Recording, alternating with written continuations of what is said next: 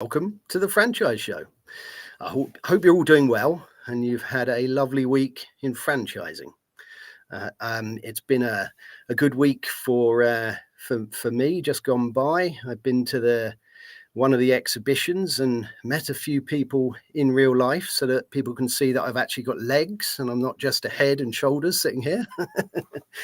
But it was really nice to meet people in real life and enjoy meeting some friends. So I'm looking forward to attending more of those events. I always like to start off the show by explaining the idea behind it and the premise behind it.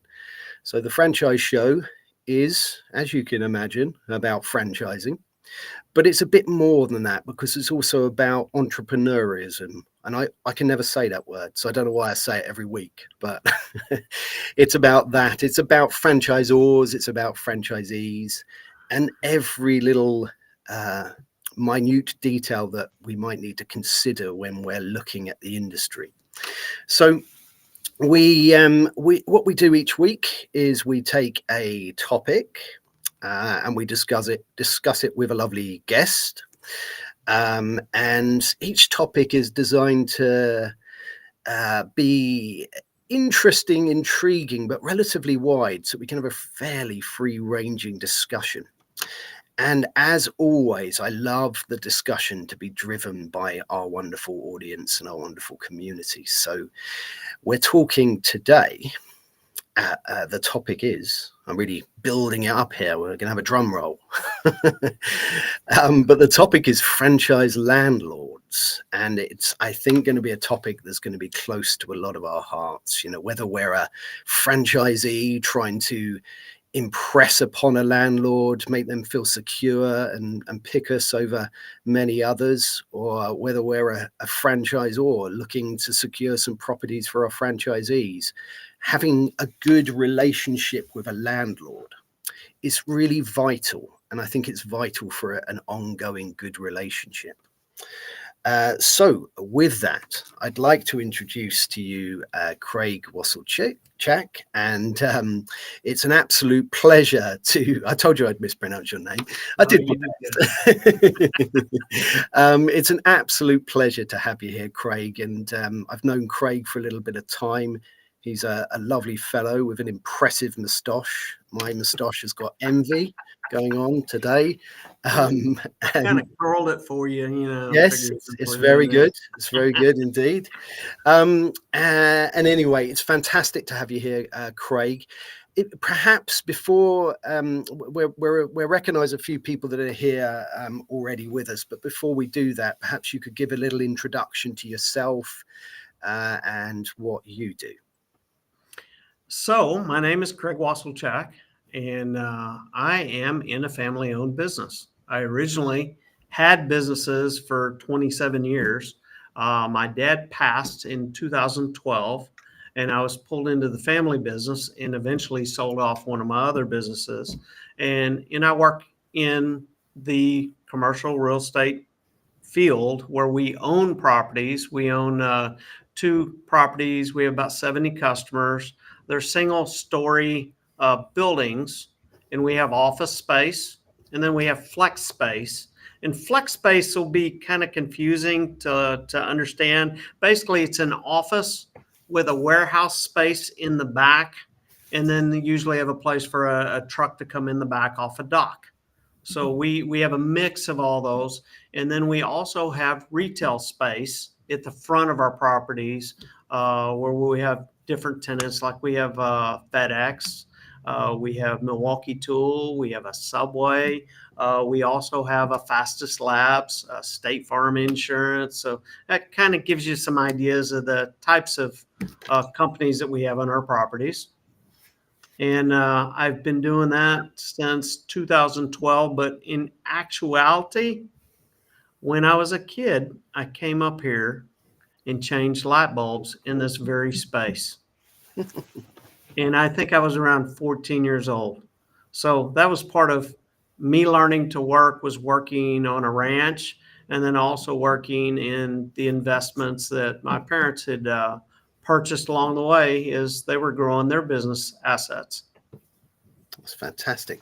Thank you so much for that lovely introduction, and that really helps us understand a little bit about what we're going to talk today, and the and the position that you've come from and got to, and why we're going to talk about it. And I think that that the discussion about what it means to be a landlord and what you're looking for as a landlord is a really important one. But look, before we get into the discussion today, I'd just like to recognize a few people that have joined us early on today. So we've got lovely Simon Wise. Simon is a regular contributor to the show. He runs a business called Fran Recruit, or Fran Rec, and he deals with franchise recruitment.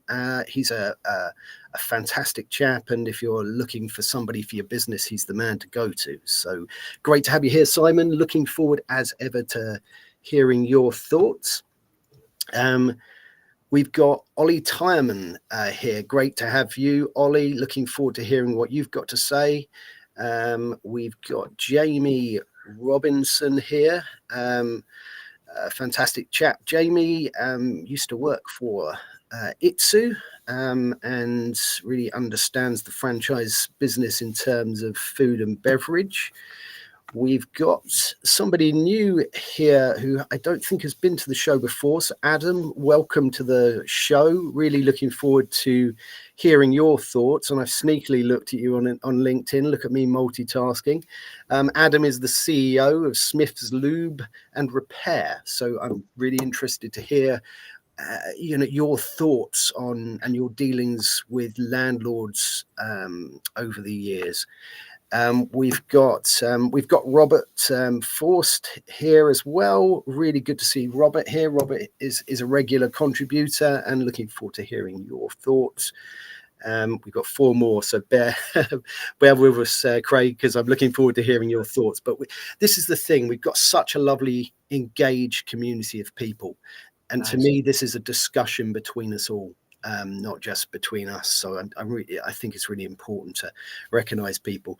So we've got Carl here, and Carl has his show all about funding before mine on a Tuesday.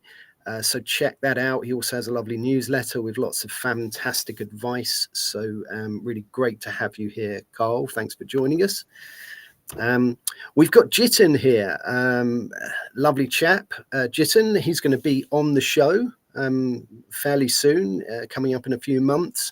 He was a franchisee aged 22 and is now a budding franchisor. So he can come at this conversation from 2 sides of the table. So great to hear your thoughts on landlords and how we deal with that.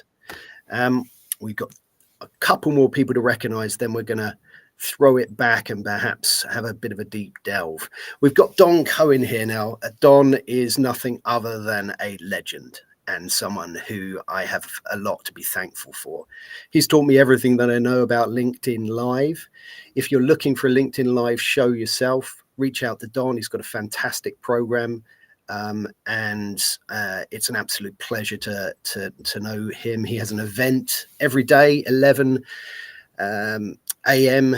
Eastern time, and really, really useful stuff all about LinkedIn strategy, business. So really great to check him out. We've got Malcolm Heslop. I nearly met Malcolm at the show this year. He's definitely going to be a guest, I'm sure. We need to get that conversation in. Looking forward to hearing your thoughts. Simon has got a good comment here, so we're going to come back to that. And finally, we've got Rachel Wenham. She's going to be on the show. She works for an aggregator platform to help franchisors attract new leads. So great to have you here, Rachel, and looking forward to hearing your thoughts. I can take a breath. In fact, I might just have a drink. Hey, I'm already seeing some questions. Simon Weiss has one up there. Here we go. Did you read that one yet? I haven't yet. Let me read it out, and then you can Excellent. Take it. Thanks. Throw me under the bus. I will. I really will. As a landlord of a prime location site, would you insist that the franchisor takes the head lease for the premises rather than a new franchisee that is not as well established? That's a good question. What do you make of that one? To me, we happen to have a space that is a prime location. We're 1 block from Texas Live. We're from the Globe Life Field where the Texas Rangers play and the Dallas Cowboys. So I do have to consider these things. What I'm looking for is which one will be most successful. I kind of like the entrepreneur versus the main company because I want to see them successful in that sense. But what I'm looking for is, can they get the support from the franchise company? Do they have any business experience? And do they have the cash flow? So if they have low months or they're not hitting their numbers, they can keep funding it. Mm-hmm. So to me, I kind of like working with people like me. Now, if we go into a big scenario where, let's say this was owned by a big REIT and they owned 100, 200, 1,000 different locations, they're going to see things different. But we're independent, so we're going to see things a little different. I don't know how they would see it though. Yeah, I think that's really interesting. And I've got some experience in this really because working with a franchisor, and we talk to landlords all of the time. They seem more confident when they know that there is the backing of a brand. Yes. But that can be two things. It can be the backing in terms of the fact that it's generally supported, or it can be, as Simon stated here, that the franchisor actually takes the head lease. But it can be a risky strategy for a franchisor, actually, because if that franchisee, as you said there, Craig, can't for some reason meet their obligations, Yes. then you're left then with the franchisor footing that and taking that responsibility. So Yes. I think it's a really important question to consider. Let's just take another question here. Just to follow up on that question, we have one franchise company, which is Subway, and then they're backing up the franchisee. If something happened, they will get someone else into the space. Okay. And that was written into the contract. Okay. And Right. that was under my dad before me. And Right. then we have the current one that we have over in our Dallas location, which is Fastest Labs. And that one, we couldn't get any traction with the main franchise company. Okay. So we had to think about it differently on that one. Is that your sort of, if things go wrong, is your first port of call to chat to the franchisee or the franchisor? Franchise, I'll get them mixed up. The customer, the franchise. See, let's go over this. Okay. So the customer is the franchisor, correct? That I have, and I work with them direct. I immediately call them up. I make sure that we have open lines of communication through cell phones, texting. I want to make sure that we can provide them good service, but at the same time, if there's an issue coming up, I want to be able to contact them. We brainstorm through it. Mm-hmm. Mm-hmm. No, now we're really good about doing a detailed dive on what kind of credit do they have, or if they business experience. So we want to find out a little bit more on the front end so we don't have problems down the road. I think that's really interesting, because when you think about what does a franchise landlord want from a franchisee? So if you're a franchisee and you've decided what franchise business that you want to do, and then you're looking for your property, and you find one, you think this is the one, right? This is the property I want. There's obligations that fall on the franchisor, the headline company, and then there's obligations that fall on that franchisee to make their offer better than somebody else's. I mean, what do you look for? What makes you feel confident and secure in saying, yes, these people can take my space? When we have leads come in, the first thing I do is I go out, I look at their website, and I go, is that something that fits the environment of where our property is?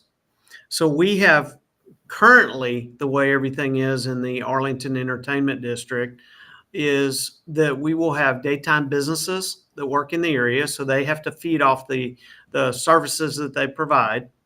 But at night, it gets a little quieter unless there's a game going on. So everyone will come and, they park, go to the games, and then on the way back, if they're open, they would hit them. But usually it's not the evenings. But the infrastructure is changing here. They're building high-end apartments. They're building it so that people can live in the entertainment district. So we have a transition going on.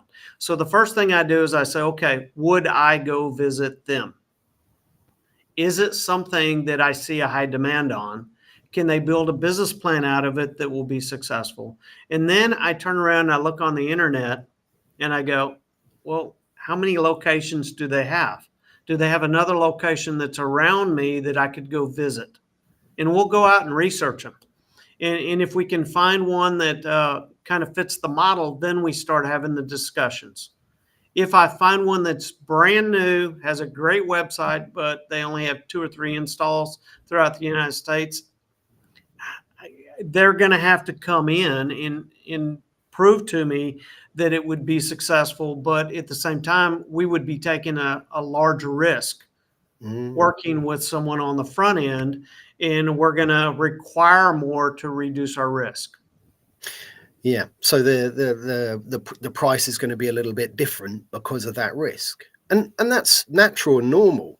If you're going to a franchise exhibition and you're looking at all of these franchise businesses, and you choose one that's only just emerged as a franchise. So it's an entrepreneur, they've created their business and they want to turn it into a franchise, and they're trying to attract new franchisees, right? Generally speaking, that is going to be a cheaper, or that's going to have a lower cost than a business that has been established for 30 or 40 years that is a completely proven model. Because what do franchisees want out of a franchise business? They want a proven model. Yes. So if you're at the beginning of your journey as a franchisor or as a franchise company, it is a lot harder. You're going to get less money from your franchisees, and you're going to have to pay more money to a landlord to make them feel more comfortable taking that risk. Yeah. Before we move on, let's have a check that we've got to some comments here. We've got somebody new here. Machej, I think that's pronounced, and that's fantastic to have you with us, and apologies if I've mispronounced that, but really looking forward to hearing your thoughts. Don's come back with saying thank you, and that's very kind of you, but everything I know you taught me, my friend. Let's have a look. So we've got here, I just want to get to some questions. So we've got 3 or 4 questions here. So let's have a look at what Robert's put here. Most franchisors will not co-sign a lease with a franchisee. It does happen, but not often. I think that's true. I think that's absolutely true. Correct. So most of the time, it's a franchisee that is signing a lease with a landlord. And that's perhaps industry standard. It does happen the other way around, but I think Robert's actually absolutely got it spot on. It's interesting. I wonder if it's just because it's never asked, or it's just standard practice. I think it's to protect the franchisor. The franchisor doesn't want to end up with underwriting lots of leases where franchisees aren't paying it. So I think it's probably to protect their interests. I would say I would totally agree with what you're saying, but the exceptions are, is that location worth gambling on? Because it's, for instance, where we're at right next to all the events and stadiums. And I think that may have been how that one originally was signed with my father. Yeah. I mean, I think it certainly can be, or if you're a franchise business looking to rapidly expand and perhaps arguably too quickly, and you're just snapping up properties. And as you're growing like that, you're just becoming bigger, and you're growing in some sort of perceived strength, perhaps. Yes. Let's have a look at another one here by Jitten. Thanks again for all these lovely questions. Makes my job really easy. I just have to read them out and then ask Craig. In my experience, franchisors are more than willing to work with commercial agents to broker and negotiate a good deal for the franchisee, but they won't take on leases, as they won't end up having a big burden of responsibility. As the brand grows in multiple locations, some franchisors may be willing to assist franchisees when it comes to resales, sublets, etc. What do you make of that one? Yeah. So if they like that location, the franchisor, they tend to step up and they want to make sure they have a successful location and work with the franchisee. And it also has traction because people are used to coming to that store. So if that store's having an issue, maybe, I mean, the owner could have a health issue and they need to sell it, or someone has to change hands, but I see that they want to support it based on the numbers and the location. Sorry, go ahead. Yeah. No, I was just going to say I completely agree with you, and I think that's it. It's the support. Yes. For instance, if I've got a potential franchisee that's looking at a property and they phone up as themselves to say, "Could I have the details?" They have a different response than when I phone up as the franchisor, as Coffee Republic, because there's a perceived even security even in those early stages. So I think it's right. I think the franchisor should support. I think that's a great way of thinking of it, perhaps, and some do. Now as a new one coming on, so let's take Fastest Labs. When they came in, we happen to have a brand new McDonald's that came in next to that property, and it's given them the traffic, but they don't have the history yet. So when we worked with them, we had to make sure that we minimized our risk. We worked with the main company, but we weren't getting the details we needed. So then what happened is we took the franchise company out of the scenario. We sat down with the franchisee and the broker, and we all brainstormed. How do we reduce the risk for JW Management? How can we get some more marketing material so he feels comfortable with it? What's their marketing process? And the franchisor did not want to reveal it because they just didn't understand what we were looking for. We're looking for to minimize our risk.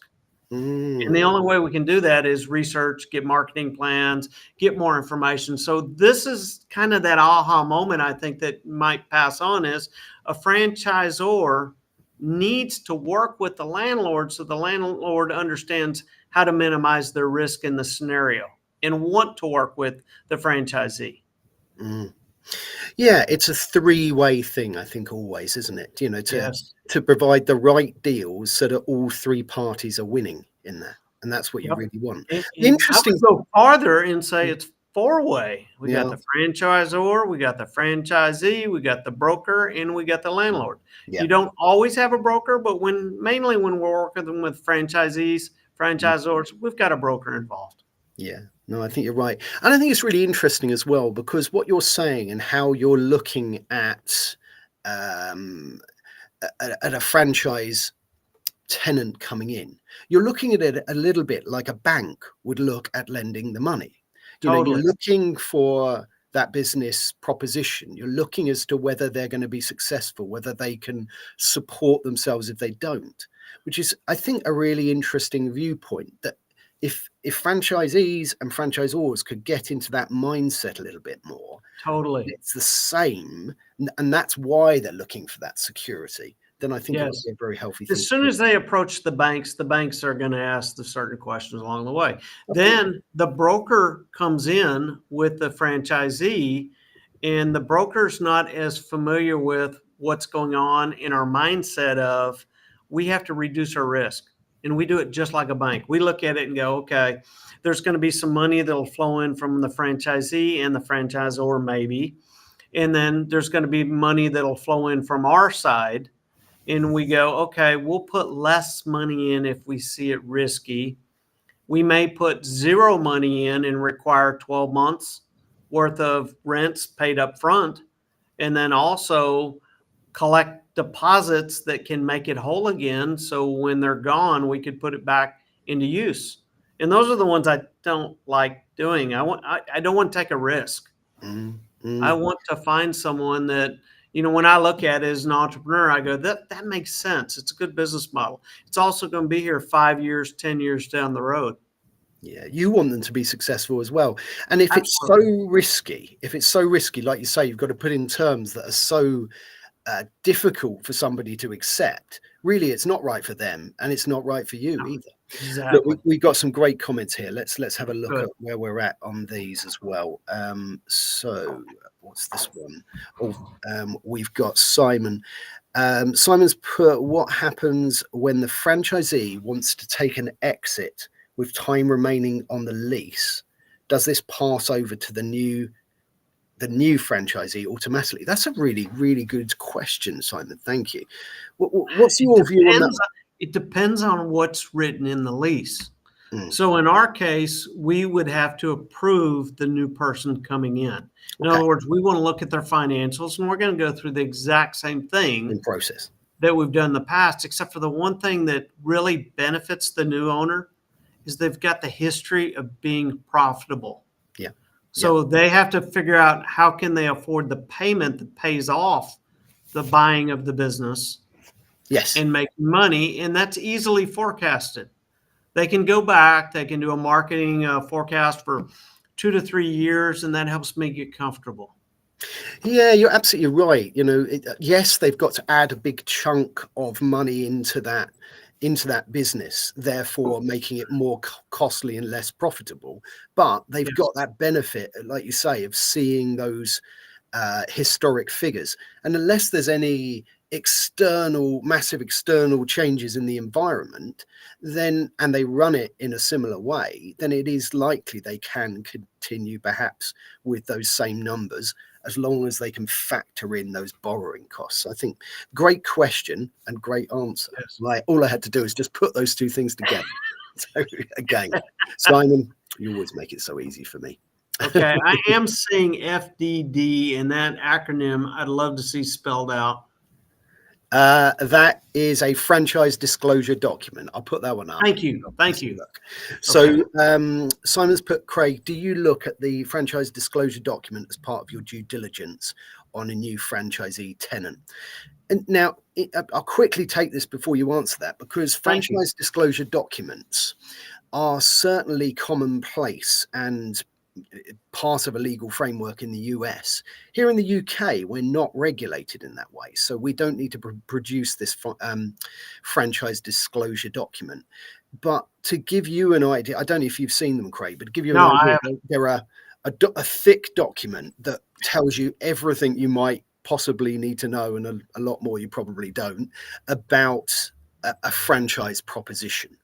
So Okay. they're a useful document if you can unpick it, but they're also Yes. written in the similar way to contracts are written, and Yes. agreements, where there's a lot of legal terminology that makes it hard to get to some stone cold facts, I suppose. But there's certainly something that in the US needs to be considered in any franchise proposition.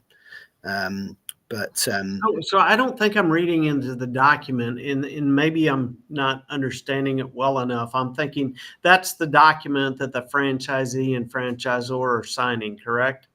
No, that's slightly different. You've got the contract that they sign, and this is something that happens beforehand, that they can look at. Again, here in the UK, so I'm not a massive expert on these, and in fact, Yeah. I think Yeah. I'm going to have a show on this with somebody who is. But Yes. yeah, I mean, I think what you're saying there, Craig, is you look at everything you possibly can to make Absolutely. a judgment that you are safe with, or you are Absolutely. secure with, and you're looking at like you say, I like that, the minimizing risk. And if you think when you're a franchisor about that, how do you minimize that risk, then you're thinking along the right lines. Very quickly, let me just recognize somebody that's here. So Danny is here. Danny is going to be on the show later this year. Where is her book? She sent me a book, so I'm gonna give her some free promotion. Good, Even good. though this would be the wrong way round, but he's written a book called Franchise Fame. So she's going to be a lovely guest, and fantastic to have you here, Danny.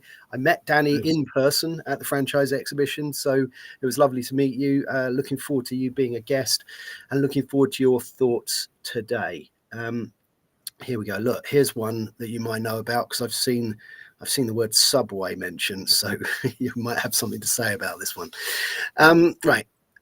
Here we go. So because subways are cheap to get into and the franchisor can easily get another franchise owner to take over an existing store that is already fully set up. Hold on. Is there any more to that? I can't see anything to that. So I can see. I'm not quite sure on that one. I think in my experience with the subways are if they want to be in that place, they're going to back up the franchisee. One thing that's interesting is they do not go by BOMA measurements, and that's that's standard in the industry for square footage.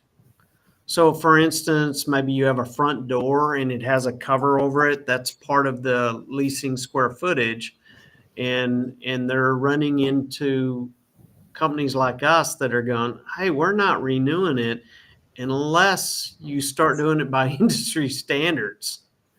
And I think that will eventually change. The other thing that I see is good about Subway right now is that they're putting money into the build outs, and they're requiring the owners to put their money into the build outs and get a good refresh. And they just added some new products. So out of this new acquisition that hasn't quite gone through yet, it's on the way, there'll be some new products that come out too. Yeah, great. No, that's perfect. Robert's just confirmed there that his comment that we were just discussing there was in relation to your father doing the deal where the franchisor could find a new franchisee as part of that and cite them. Yes. That was something that he looked at it and he goes, hey, I'm minimizing my risk. Yeah. And I remember when I was younger hearing that. Yes, yeah, absolutely. Let's have a look at what else we got. I mean, a question I had, actually, I'm going to throw in one of mine. I get to ask questions sometimes. Hold on. Let me get ready. Is this a construction question? I got my hat on. I'm ready to go. You need to have a hat. No, sponsored by Milwaukee Tools. Yeah, that's one of our tenants. They gave me the construction hat. That's very good. You need to wear a hat. It's all about the hats. Yeah. My question I had for you is, have you got any red flags that just sort of come up in your mind when you're talking to a prospective tenant, franchisee or not? But what's a thing you go, I think I might probably leave this one? Are there some? I think let's go through the process.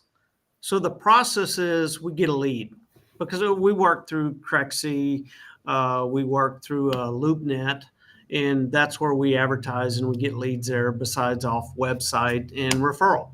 So when a lead comes in, it's coming in from a broker or a direct person that wants to lease.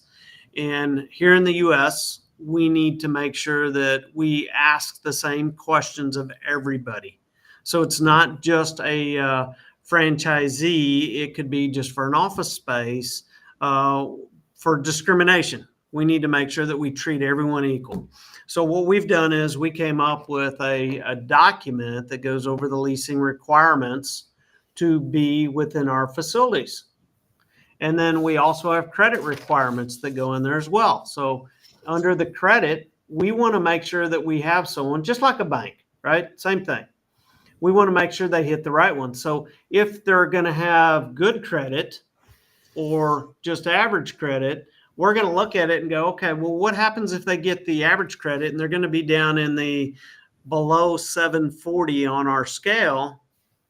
Well, then they've got to have more financial wherewithal to minimize our risk, or they may have to put more skin in the game. But at the same time, I think one of the questions came up was that you said was, do you really want to risk it? If it's a good business model, I'm an entrepreneur. I'll get in there and work with them, but it's got to be a good business model, and I've got to see that it will work. So when other people give up, I think the independent landlord will dig a little deeper to learn a little bit more and go, yeah, I want to take that risk, or I don't want to take that risk. And that's okay. I think a point that you've made, which I think is fascinating and really interesting, is that landlords are entrepreneurs. Entrepreneurs are, they don't mind taking a risk or two. Yes. If everything else stacks up, or if it excites them, or if they, sometimes, even if they really just gel or bond with a person, or I've written down the word balance there. So if you know you're not going to score well on the credit for whatever reason, right? Yeah. You've got to balance that with lots of other things that are positive on the other side of the scale for Yes. that landlord to perhaps not take that credit report and blindly say no because of it. I'm just going to very quickly nip back to these FDDs because we've got the lovely Robert here, and Robert's got a couple of points to make, which I think are worth bringing in if you're in a region where these documents are vital, and there are many. So he's put here, as a landlord, I would ask for an FDD from the franchisor so you can see the item 19. Okay, so item 19, the financials. Yeah, I mean, great idea. It's part, the FDD is going to be able to, you're going to be able to take elements out of that to do exactly what it is you're doing there, Craig, you know, to be able to look at a proposal or a proposition, you know, in a little bit more detail. Yes. So great point there. Robert's also come back with this about the FDD, that there are 23 items in the FDD. Who are the owners, the financials, location list, growth year on year, royalties. So it really breaks down, of course, the proposition that the franchisee is going to be using, because they are the franchisee. They're going to be using the franchisor's model. So I think that's a really good point there, Robert. So let's have a look. We've got a comment, a couple more comments. Let's bring in one from Malcolm. Even when the franchisor is not taking the head lease, some still wish to see and approve the franchisee's lease. What's your view on this? I see it with the larger franchise companies that they want to approve them. When we work with Subway, we have a broker that works the leases and works directly with us for the franchisee, franchisor. Okay. So then he's negotiating, and that's part of their deal is they're going to do a lot of the footwork so that franchisee can focus on running the business. So when they're doing a remodel, like we have new drawings for, what's the space going to look like? How are they going to remodel it? And corporate handles that all in the background for them. And that's the benefit of working with a franchise model. Of course. Yeah. Exactly. That's exactly what people are getting the benefit from. When you're buying into a franchise, you're buying time. You're buying a proven model. You're buying the mistakes someone else has already made, and you're buying experience that somebody else has. And like you say, if you're offered with that the opportunity to work with a broker who represents the franchisor, but is also at the same time going to be getting you as a franchisee the best deal in that negotiation, then it's a win, certainly for the franchisor and the franchisee. And provided that deal is right for the landlord, then it can be a win there as well. So, and it's got to be a win-win in the long run, because why would the landlord sign something that won't allow them to be profitable? Yeah, absolutely. One of the questions that I had actually, and it goes away from some of the easily quantifiable things. It's easy to look at, does someone have enough money, or relatively Yes. easy. It's perhaps you can look if they've got relevant business experience, or what that future business plan looks like. But do you think the characteristics of the individual and some of the things that are less easy to quantify are important? Do you meet the person and try and just get a feel for them? And Absolutely. Every time I want to meet them face to face, and I want to get a good understanding of what drives them, what is in their heart that makes them want to be that entrepreneur, and can I see that fire in their heart to be successful? That has a lot to do with it as well. I think that's really interesting as well. That fire in your heart, what drives them. These, for me, when you're looking at potential franchisees, take this back a stage, right? So you're dealing with a franchisee who's already agreed to be a franchisee with a Yes. particular business.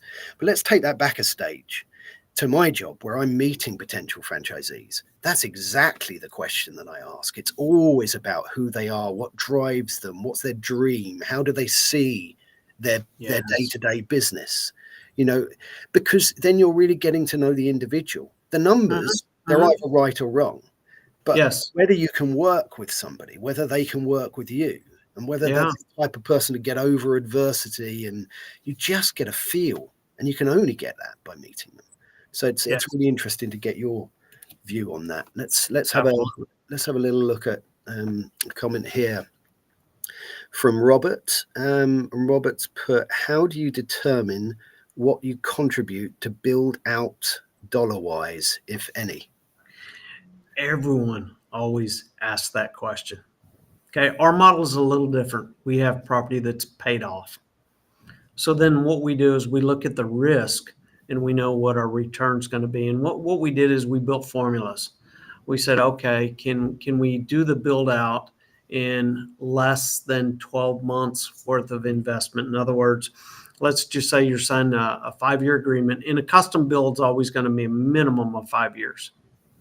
But if I can take that first year's worth of revenue that comes in and have some of it go toward the build out, that's where I'm looking at when do I start making money? Because I'm just like a bank. And where does it go? It depends on the shape of the facility, and it depends on the requirements of the build out. So what I'm going to do is I'm going to say, okay, on a standard one, I want less than 12 months worth of revenue coming in that'll go against it. But I may have one where it requires me to white box the whole space. And white box being we tear everything out of it all the way out to the electrical. And that's because I may have to remodel it. So then I'll accept that I have to put a certain amount of money into it. And then I have a certain amount of money I contribute to the person who's coming in. Mm-hmm. And when I look at it that way, I also want to make sure that it's not just this lease, it's the next lease and the next lease. If I turn around and we're kind of an exception to the rule, we're going to do a quality build out because, hey, you're going to live in that space. This is your home, right? But at the same time, when that lease comes up for renewal, and if you're having problems in there because we did a poor build out, then why would you want to renew in there? And in what I've learned in this is in a case with a customer, they came in and they did the plumbing, they did the grease trap, and they plugged in all the toilets and everything in there, but they did a bad job. We got a belly in a line right now, and we're going to have to go in there and fix that, and that's expensive. So we've changed all our rules. Remember the hat. We are the general contractor because we own our property. I don't trust anyone else to come in and do the work that we can do by supervising and working with proven vendors that we've been working with for 10, 15, 20 years, and they do a good job. but I had to learn how to do it. So I had to learn, how do you do a cement cut? How do you inspect concrete to make sure that it's going to hold up for the next generation or whoever gets the building afterwards? I don't want the headaches. The headaches cost us money, so I'd rather put a little bit more money in on the front end, do it right, and then go on. And everyone's happy. That's that win-win scenario we're looking for. It is. It absolutely is. And it's really interesting, that question, because, we have some experience in the past where you get a particular fit out that part of the fit out is very bespoke to a particular brand, right? That's clearly going to be part of that brand fit out cost, and it doesn't fall with the landlord. But let's say, I don't know, you're requesting a more of an open shop front on something that was closed in. Now, that could be a situation where it's split or it's shared, or that discussion happens, because then you get, as a landlord, a property that then has a more attractive proposition moving forward. And like you say, if you do that work right, then it's lasting and it can benefit you beyond that original agreement. So some great points there. I'm just keeping an eye on the time, because as ever, these conversations are fantastic. And, I could go on talking with you, Craig, for the next 2 hours, but I'm sure you've got other things to do. It's been a really fascinating conversation. I think we've got sort of 4 or 5 comments left. So we'll see if we can whiz through those before we have a sort of a final roundup, if that's all right. So let's have a look at this one, or have we done that one? No, we've done that one, so that's okay. Let's have a look at this one. So this is from Simon. The lead times in sourcing and agreeing terms of leases have always been a time-consuming hurdle for new franchisees. What can you do to speed things up without compromising your risk profile? Oh, that's a fantastic question. Yeah. What do you think of that one? So the first thing is, can we get past knowing that, can we work together? In other words, let's get all the minimizing of the risk out of the way. Can we get the business plan? Can we get the financials? Just like a bank. Bring it in, set it down with us. We look over it and we go, okay, that's a no-brainer. Then we have to turn around and go, what's the cost to do the build out? And I have to get my vendors to give us bids, and we verify things if it's going to be unique. If it's not going to be unique, we know our approximate cost per square foot on average with a space that we're doing, where we're not changing out air conditionings, things like that. If it's a complete white box, then we have a higher cost per square foot, and we can look at it and figure it out.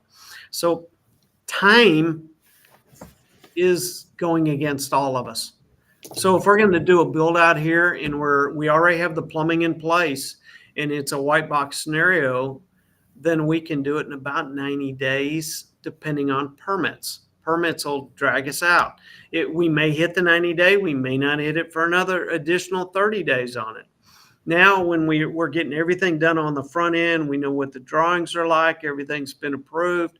Then we get all the quotes from the vendors. We have to put together another schedule that says, how long will it take with the vendors to get everything fully built out?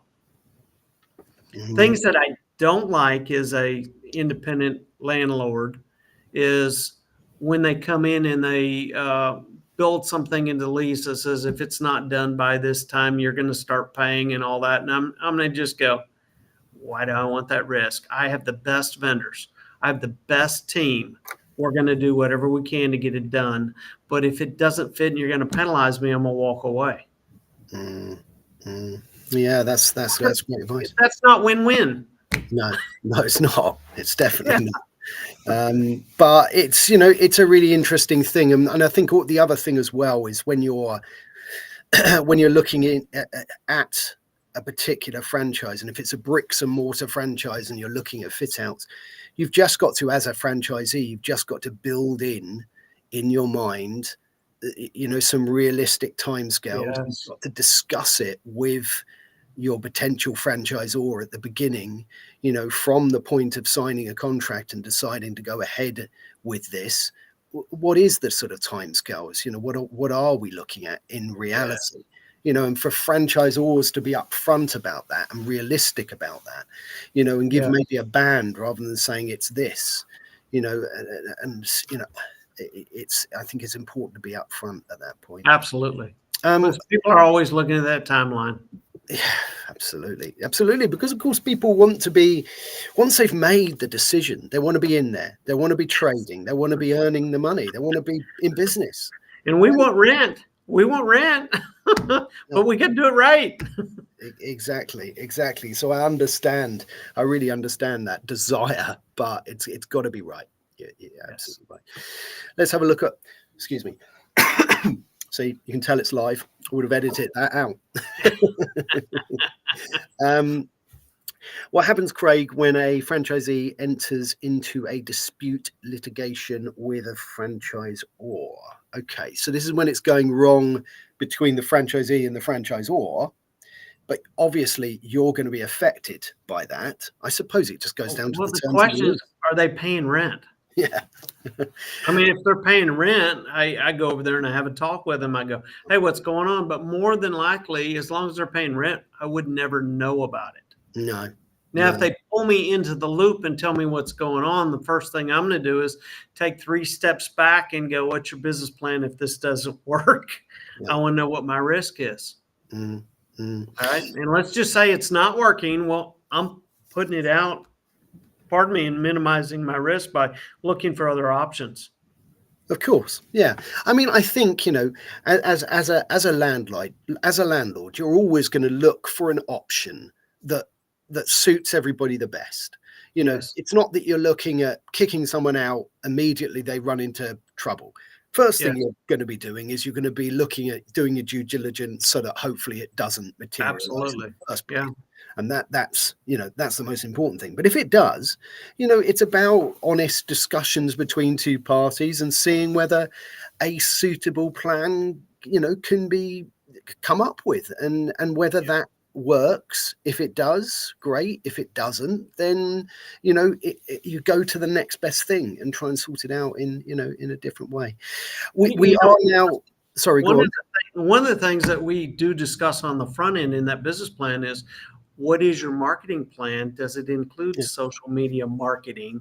Because it's not based on location. People look it up on their phone. They go there. They just get directions. And if you're not, keeping up with the technology and you're just running the franchises and older franchise, everything's changing. Within 2 years, everything changes. So I want to see someone that's going to keep up with that technology. That's a very interesting point as well. Craig, thank you so much for today. I think we've covered some really interesting points, and as with all of these shows, we could do it again probably 10 times and have a different fascinating conversation. So I'm sure you'll be back to talk about it again.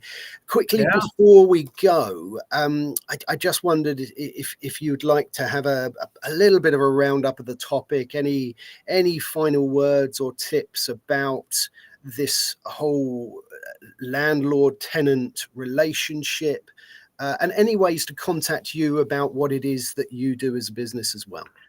Our website, we just work within the Dallas-Fort Worth area, mainly Arlington Entertainment District, and then Dallas, the medical center over there. Our website is jwmgmt.com. You can find out a little bit about what we do. We also have some interesting blogs there that are educational in what are the processes that you go through when you're doing build outs and things like that for tenants. I would say the other thing is, make sure you surround yourself as an entrepreneur with other entrepreneurs that you can brainstorm ideas with. It's not always easy. You run into things, you run into a disagreement, but the most important thing, and you'll see it on our website, is our core values. Are we sticking to our core values and doing what we know is right? That will make sure that the customer's a good fit also. And we want to see that the customer sticks to the same core values that we stick to or close to it. And that usually helps make it a win-win. It's not always going to be a win-win. You won't always be on the same values as you go, but more than likely, if you're focused on it, you'll stay there. The other thing I recommend is if you're an entrepreneur, get involved in the entrepreneur organization. That's something that I'm involved in. I've been doing it for 11 years, and I volunteer and serve on the board here in the local Fort Worth chapter. And I'm hanging around some really people that are way smarter than me. And we all learn from each other, and we experience share. Definitely share the name of what that is and how people can.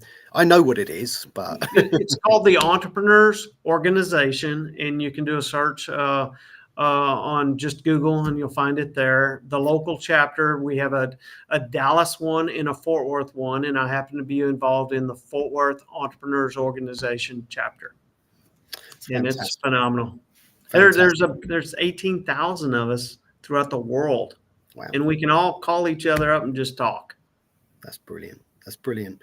Well, look, again, thank you to everyone who has been here today in the comments. As ever, it drives the discussions. It makes them really interesting and different each week. I really enjoy the sense of community and engagement we have on the show, and I really enjoy discussing the things that everybody has to say. Love the questions. Yeah, they're always brilliant. So thank you, everyone, and thank you, Craig, as well. It's been an absolute. I really enjoy doing this. It's fun. It's been an absolute pleasure. So with that, next week we have the wonderful Tammy Burdick on, and we're going to be discussing franchise struggles. So that's going to be a good one. We all struggle sometimes, but hopefully we'll also be talking about ways to overcome those struggles and avoid them in the first place. So really looking forward to next week. It'll be next Tuesday as ever, 5:15 GMT, 12:15 EST. And until then, have an amazing week, everyone.